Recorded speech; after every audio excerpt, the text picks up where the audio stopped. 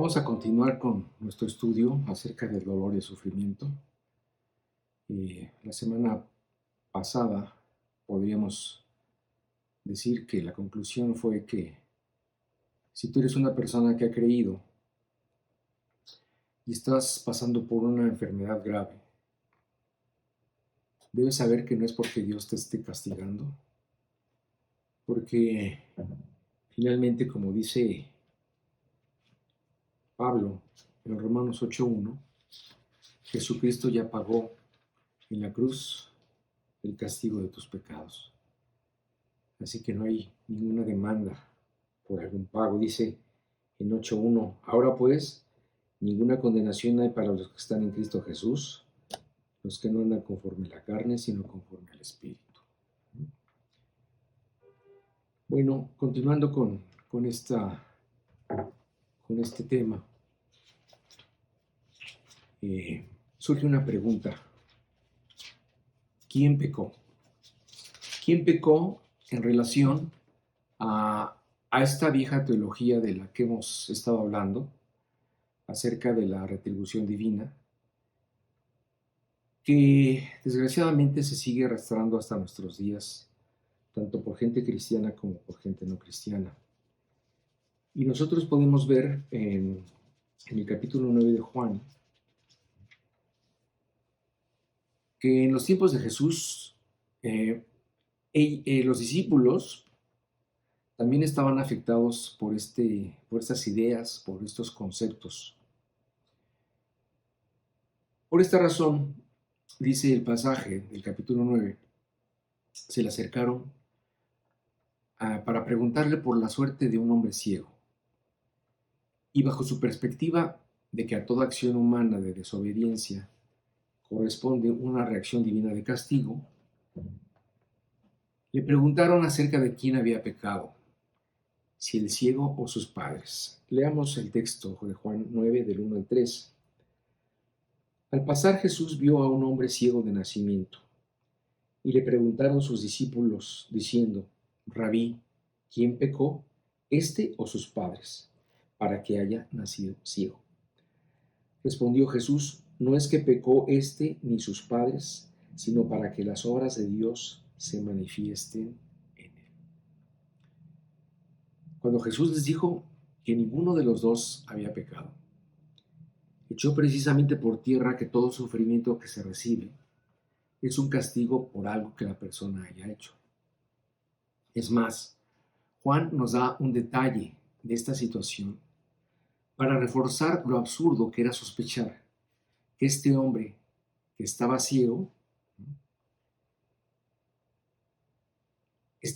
precisamente por retribución a algún pecado que él hubiera cometido. Y este detalle que nos da Juan es que nos dice que este hombre era ciego de nacimiento, es decir, él había nacido así. Así que ni siquiera había tenido el tiempo para pecar. Y por lo tanto, tampoco había hecho nada para adquirir la ceguera, como los discípulos de Jesús pensaban que había sucedido. A estos discípulos, su teología oxidada los llevó más lejos y le preguntaron a Jesús, bueno, entonces si este no es el culpable, entonces sin duda está pagando por el pecado de sus padres. Y wow, ¿no? A fuerza querían encontrar un culpable. A fuerza querían ver reflejado en el dolor de este hombre el pago de algún pecado. Y en este caso no importaba de quién fuera. Cuando mucho tiempo atrás está este pensamiento acerca de la retribución había sido desechado precisamente por, por Dios dentro del Pentateuco. Podemos leer lo que dice Deuteronomio 24:16, donde dice lo siguiente, dice, los padres no morirán por los hijos, ni los hijos por los padres, cada uno morirá por su pecado. De tal forma que pues fue una pregunta completamente equivocada. Pero realmente es penoso que nosotros estemos buscando humanamente las respuestas acerca de lo que Dios decide que pase, cuando solamente Dios puede dar las explicaciones. Y seguramente en nuestro intento nos vamos a equivocar y vamos a pecar. Ahora sí, nos trasladamos a Lucas 15, Lucas 13, perdón. Podemos ver otro caso, otro intento de querer dar un entendimiento humano a los sufrimientos que Dios permite. Y voy a leer los primeros 5 versículos del capítulo 13 de Lucas. Dice, en este tiempo estaban allí algunos que le contaban acerca de los galileos, cuya sangre Pilato había mezclado con los sacrificios de ellos. Respondiendo Jesús les dijo, ¿pensáis que estos galileos, porque padecieron tales cosas, eran más pecadores que todos los galileos? Os digo no, antes si no os arrepentís, todos pereceréis igualmente. O aquellos 18 sobre los cuales cayó la torre de Siloé y los mató. ¿Pensáis que eran más culpables que todos los hombres que habitan en Jerusalén? Os digo no. Antes, si no os arrepentís, todos pereceréis igualmente. La pregunta la pregunta central aquí es, ¿por qué Dios permitió que muriera esta gente y no otra? El razonamiento de Jesús fue, bueno, tú no puedes pensar que estos galileos, que simplemente estaban ofreciendo un sacrificio en el templo, o estos albañiles que estaban construyendo una torre en Siloé, murieron porque eran más pecadores que los demás y por lo tanto merecían morir. No, no fue por eso. La muerte y el sufrimiento le puede tocar a cualquiera, porque finalmente Dios es el que decide el cómo, el cuándo y el por qué. Él lo decide y nadie más. Y solo Él sabe cuáles son las razones para hacerlo. De tal forma que estas personas pensaban que los más pecadores sufrían y morían primero, pero Jesús los igualó. Igualó a estos discípulos preguntones con los galileos y los albañiles y les dijo que ellos eran igualmente pecadores y que bien habrían podido estar en su lugar y haber muerto sin ningún problema. Y entonces Jesús aprovecha este pensamiento a donde los lleva y les dice, en lugar de estar buscando una explicación a lo que pasó, los aliento, los conmino a fijarse en sus propias vidas, a arrepentirse y a prepararse, porque nadie sabe qué día puede llegar el dolor o la muerte. Hemos de entender que aunque somos creyentes, no hemos dejado de ser humanos. Sufrimos y nos duelen las mismas cosas que a todos los demás. Pero sí nos debe quedar claro que de ninguna forma estamos solos. Tenemos un Dios que nos cuida, que nos protege, que nos consuela y que ha prometido acompañarnos en cada momento feliz y penoso de nuestras vidas. Y créeme que esto hace una gran diferencia. Precisamente las últimas palabras de Jesús a sus discípulos fueron en este sentido cuando les dijo, he aquí, yo estoy con vosotros todos los días hasta el fin del mundo. De tal forma que Jesús necesita que sepamos que Él va a estar con nosotros todos los días de nuestra vida, en medio de dolor, en medio del sufrimiento y hasta el final de nuestras vidas. Y esto debe ser motivo de fuerza y de consuelo. David, el rey David, había meditado bastante esta verdad y por eso él nos pudo compartir lo que nos compartió en el Salmo 23, en el versículo 4. Dice así: confortará mi alma. Es David sabiendo lo que Dios va a hacer con él. Confortará mi alma. Me guiará por sendas de justicia por amor de su nombre. Y dice, aunque ande en valle de sombra de muerte, no temeré mal alguno, porque tú estarás conmigo. Tu vara y tu cayado me infundirán aliento. Todos, aunque no lo queramos pensar o entender, alguna vez andaremos en el valle de sombra de muerte. Y Dios nos dice que no debemos temer, porque precisamente Jesús, Dios estará con nosotros. Este es un hecho, pero esto no quiere decir que nosotros como hermanos en Cristo no debamos hacer nuestra parte. El creyente que está sufriendo debe ser alentado y debemos consolarlo, debemos ayudarlo a salir de este golpazo y estar con él en su dolor y precisamente llorar con él. Precisamente cuando el apóstol Santiago invita a orar por el enfermo, debemos orar fervientemente por la persona que está pasando por este trance. Porque precisamente el enfoque de Santiago es que la persona puede estar tan enferma, tan imposibilitado de moverse, que por eso el apóstol Santiago dice que el enfermo llame a los ancianos de la iglesia para que oren por él. Y entonces el cuerpo de Cristo debe acudir en su auxilio. Así como dice aquí, ¿está alguno enfermo entre vosotros?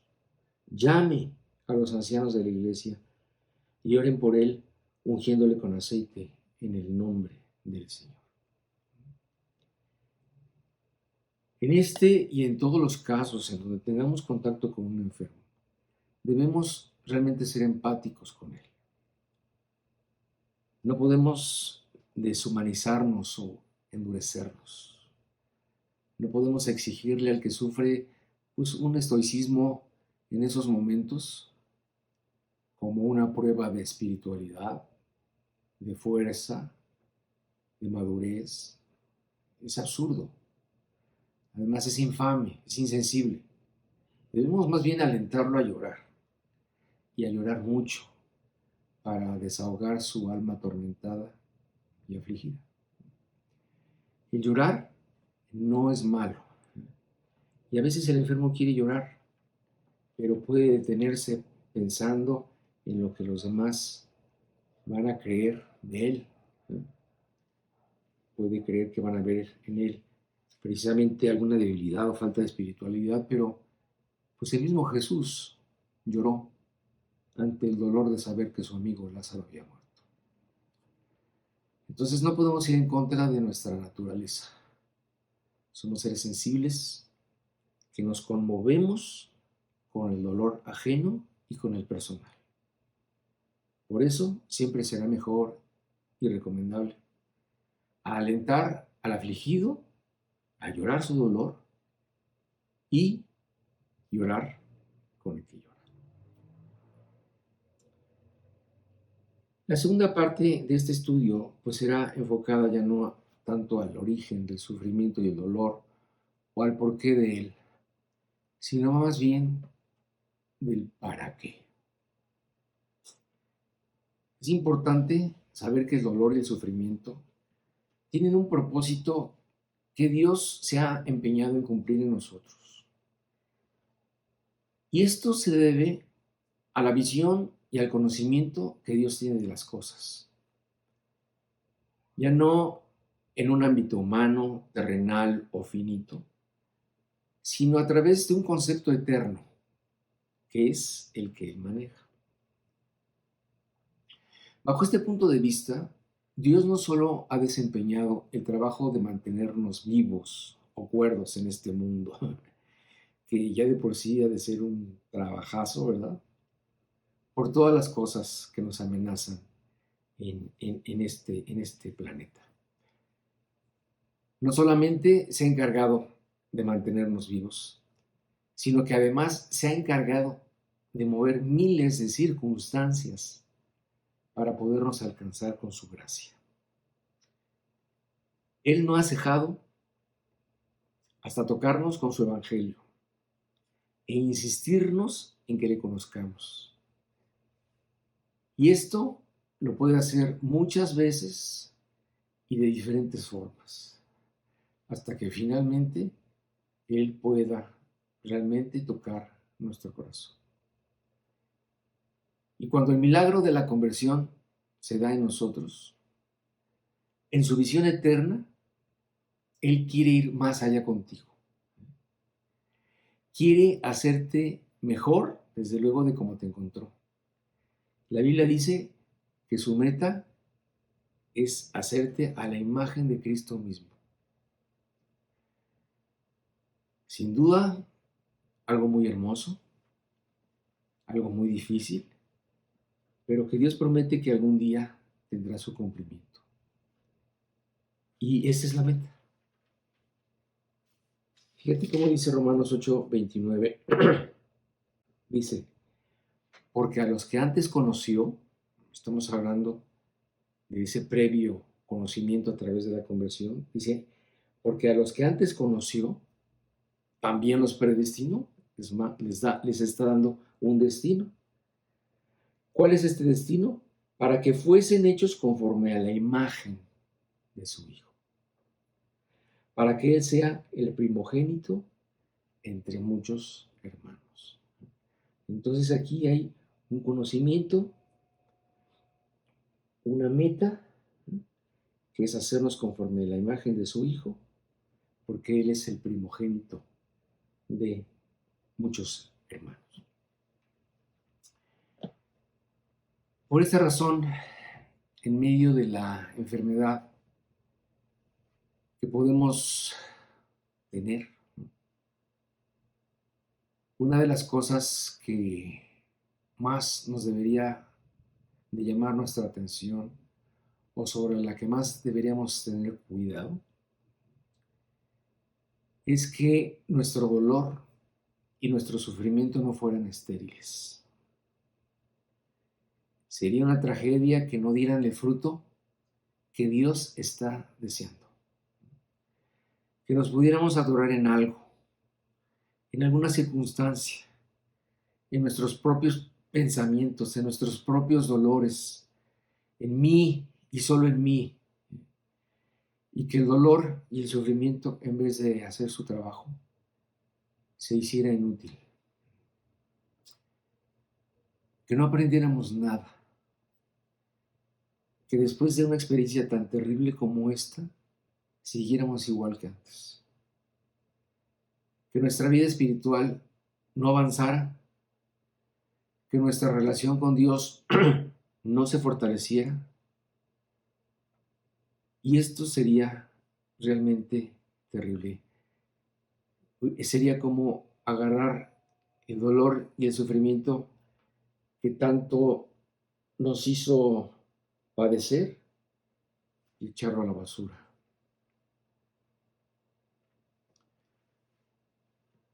Como les decía, entre muchas de las herramientas que Dios usa para alcanzar este propósito de llevarnos a la imagen de Jesús, precisamente están en el dolor. Aquel que fue descrito por la Biblia como el varón de dolores. Y esto implica dolor, sufrimiento e incluso puede también incluir la muerte. Como la vida misma nos ha enseñado a ti y a mí, todo esto del dolor es muy diverso y a la vez muy personal. Porque Dios trata estos temas en forma individual con cada uno de los seres humanos. y además con diferentes propósitos. Claro, por ejemplo, nosotros podemos darnos cuenta que este dolor en la vida de un incrédulo, pues podemos ver que es muy obvio que Dios está buscando que esta persona dirija su vista hacia Él, ¿verdad? Podemos obviar que Él, pues, necesita voltear a Dios, necesita ser quebrantado, meditar en su vida, meditar en su pecado. Podemos ver que es muy obvio que ver que Él necesita arrepentirse, cambiar su forma de vivir, en fin, que busque a Dios.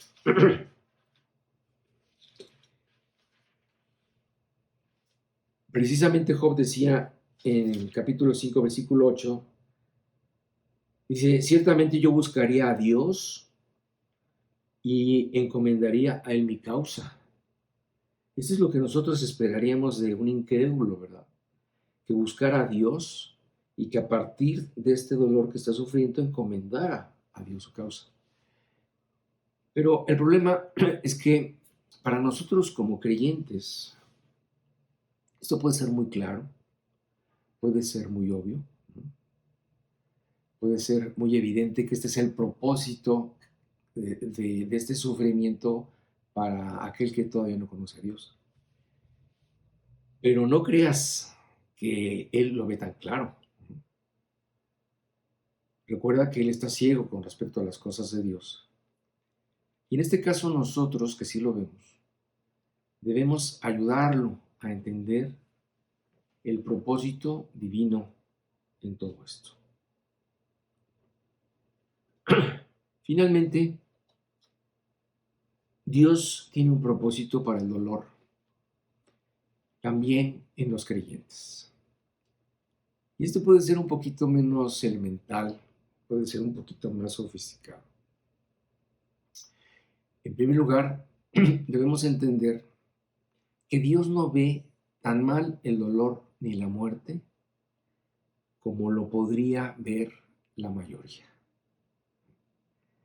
Entonces, nos estamos enfrentando a una visión distinta de dos cosas de las cuales nosotros podemos estar enfocando mal. Por ejemplo, con respecto a la muerte, Dios dice que es muy estimada para Él la muerte de sus santos. Y si te das cuenta, esta puede ser una posición completamente opuesta al punto de vista del hombre que no quiere morir, que llora por la muerte, que se opone y se resiste a ella. En cambio, aquí en este Salmo 116:15, Dios nos dice que Él ve la muerte de sus santos, es decir, acuérdate que los santos son los que han creído en Él. Dice aquí que Dios ve la muerte de sus hijos como el momento del encuentro, como el momento del fin de sus dolores, como el momento en que Dios te va a recibir en un lugar idílico al lado de aquel que tanto te ama. Él ve la muerte como el reencuentro de todos aquellos con quienes compartiste tu fe y que seguramente estarán allá en el cielo esperándote para darte la bienvenida. Entonces, aquí de entrada vemos un enfoque completamente diferente con respecto a la muerte. ¿Y por qué? Lo explicábamos la vez pasada, ¿verdad? Porque bajo la lupa de Dios todo se ve distinto. Mientras los hombres viven sumidos en su miopía terrenal, ¿verdad?, atendiendo las cosas materiales y temporales, Dios tiene una perspectiva eterna. Y para Él la muerte simplemente es el paso necesario para ir a su encuentro. Por eso, David nos dice que para Dios es de gran estima la muerte de sus santos. Ahora bien, con respecto al enfoque que Dios le da al dolor, por ejemplo, el apóstol Pedro, al comienzo de su primera epístola, empieza alabando a Dios por todas las cosas que hemos recibido en Cristo Jesús. Fíjate cómo dice en 1 de Pedro 1, versículos del 3 al 5.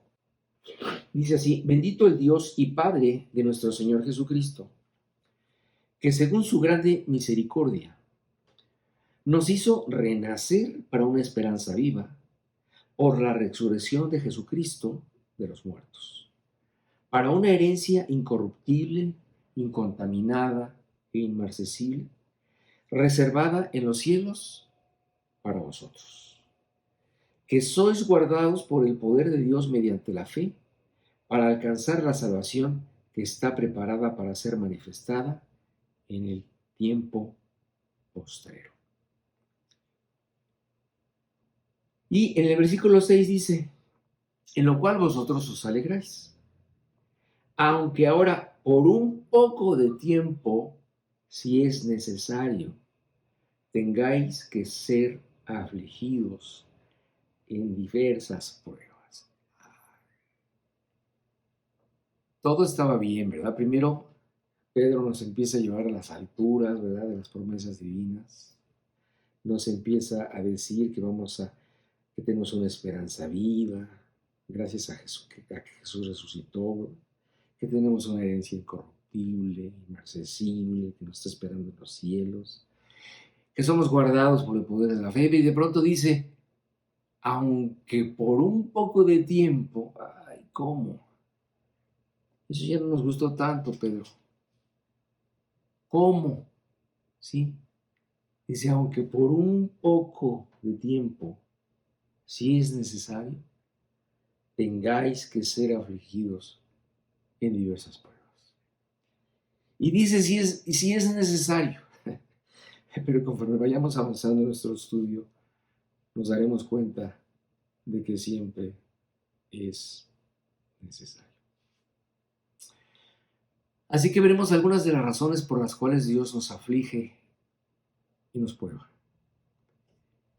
Y en realidad, pues, son muchas las razones. Conforme me he metido a estudiar en este tema, me he dado cuenta de que son muchas razones. Y mientras sigo leyendo, sigo encontrando más razones por las cuales Dios nos aflige y nos prueba. Así que veremos algunas que más me han resaltado. Finalmente, aquí Pedro termina redondeando esta idea, ¿verdad?, y nos dice que una de las cosas que se van a poner a prueba es nuestra fe. En el versículo 7 dice, para que sometida a prueba vuestra fe. Entonces, aquí una de las cosas que Pedro nos dice de primera instancia es que Dios va a probar nuestra fe. Todo creyente comienza con algo. Todo creyente comienza con una fe incipiente, comienza con una fe pequeña. Y conforme va avanzando en su vida cristiana y va dando pasos de fe, esta fe se va fortaleciendo y él va adquiriendo más confianza y seguridad. De esta forma, el creyente irá entrando en una etapa de madurez. Y entonces tendrá momentos en los que deberá tomar decisiones por fe con respecto a cosas cada vez más importantes y trascendentes. Esto es normal. Así llegará un momento en que Dios querrá probar esa fe. No porque Él no sepa qué tan grande o de qué calidad es tu fe, sino para que lo sepas tú. Y entonces vendrá la aflicción, vendrá la pérdida y entonces Dios te va a observar. y verá atentamente cómo reaccionas, cómo te comportas, qué piensas y sobre todo, cuál va a ser tu actitud hacia Dios ante la prueba. Claro, pasada la prueba, tú tendrás que meditar en todo tu comportamiento que tuviste y deberás determinar qué es lo que debes de corregir y cambiar. Y yo te puedo decir que este tipo de prueba, este tipo de la prueba, te puede pasar muchas veces durante tu vida cristiana. No son, este tipo de pruebas no son de esas pruebas que podríamos decir son únicas o que son de vez en cuando, ¿no? Dios está constantemente probando tu fe. Así que esto tampoco debe sorprenderte. Pasará muchas veces porque este es el método que Dios tiene precisamente para refinar tu fe, para hacerla más pura y hacerla más limpia. Precisamente por eso Pedro termina comparando este proceso de refinación de nuestra fe con el oro. Dice que el oro entre más puro es más fino y adquiere más valor. Pero solo el fuego, solamente cuando tú pones el, el oro en el crisol y el crisol lo pones en el fuego, ¿verdad? Cuando empieza a calentarse, empiezan a salir a flote las escorias y la suciedad, que son las que tienen que ser limpiadas para purificar el oro. Por eso Pedro dice, para que sometida a prueba vuestra fe, mucho más preciosa que el oro, el cual, aunque perecedero, se prueba con fuego, sea hallada en alabanza, gloria y honra cuando sea manifestado Jesucristo. La fe es el arma más importante del creyente. Por eso es mucho más valiosa que el oro. Y a diferencia de este, puede alcanzar un brillo, como dice aquí Pedro, de alabanza, gloria y honra. Es decir, esa fe que se pulió durante toda nuestra vida alcanzará su mayor intensidad y brillo en alabanza, gloria y honra cuando sea manifestado Jesucristo. Así que, pues bien vale la pena que nosotros veamos con buenos ojos cuando Dios prueba nuestra fe, porque ésta tiene que ser purificada para que tenga más valor. Otra de las razones por las cuales Dios puede propiciar el dolor y el sufrimiento es evidentemente por razones de corrección y de disciplina.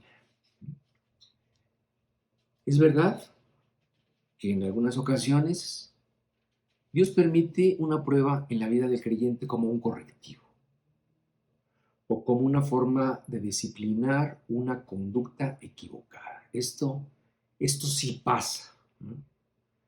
Y no estamos hablando de esta idea de la retribución, ni del karma, ni de nada de eso que ya discutimos la vez pasada.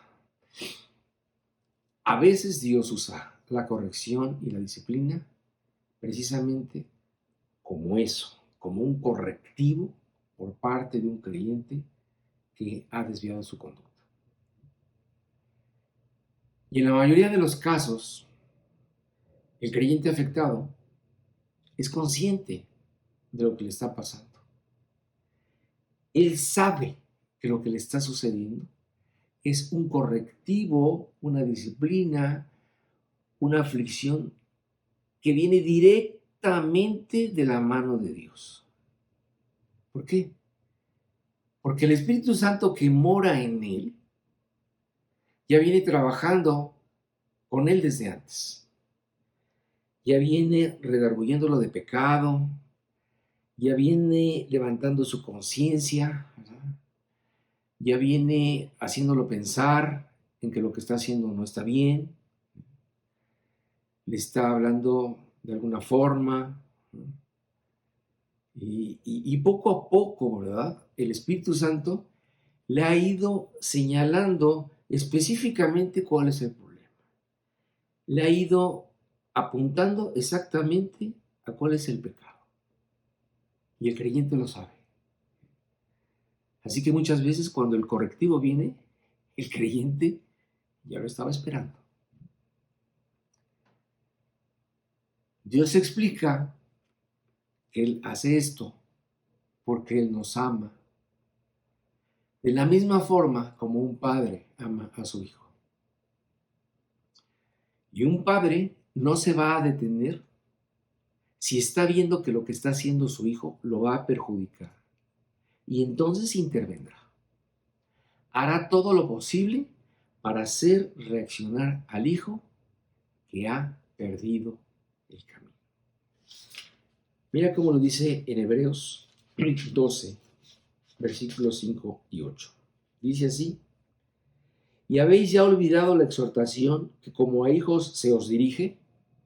Diciendo: Hijo mío, no menospreciéis la disciplina del Señor, ni desmayes cuando eres reprendido por Él.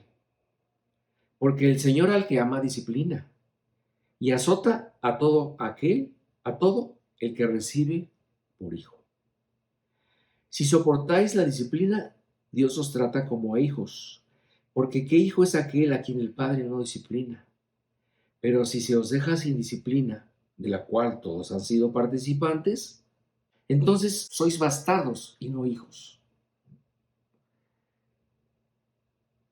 La acción paterna, la acción de Dios, irá de acuerdo a la medida de lo que se necesite. Puede ser simplemente un ajuste o puede ser tan severa que incluso esté de por medio la vida de este hijo a quien se va a disciplinar.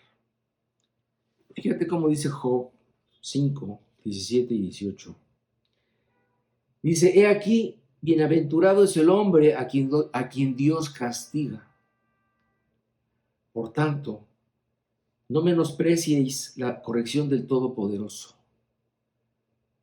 porque Él es quien hace la llaga y Él la vendará. Así que el enfoque de Dios acerca de la disciplina, acerca del correctivo, es el enfoque de Dios, y dice: bienaventurado, eres afortunado si Dios te corrige. Si todavía Dios piensa que corrigiéndote vas a salir adelante, porque Dios puede ir más allá y puede tomar tu vida. Dice: por tanto, no menosprecies la corrección del Todopoderoso. Entonces, bajo este enfoque, podemos entender que Dios ve la disciplina como un acto de amor y de misericordia de parte de un padre que está custodiando no solamente la vida de su hijo, sino que está custodiando su reputación, ¿verdad? Está velando por su testimonio.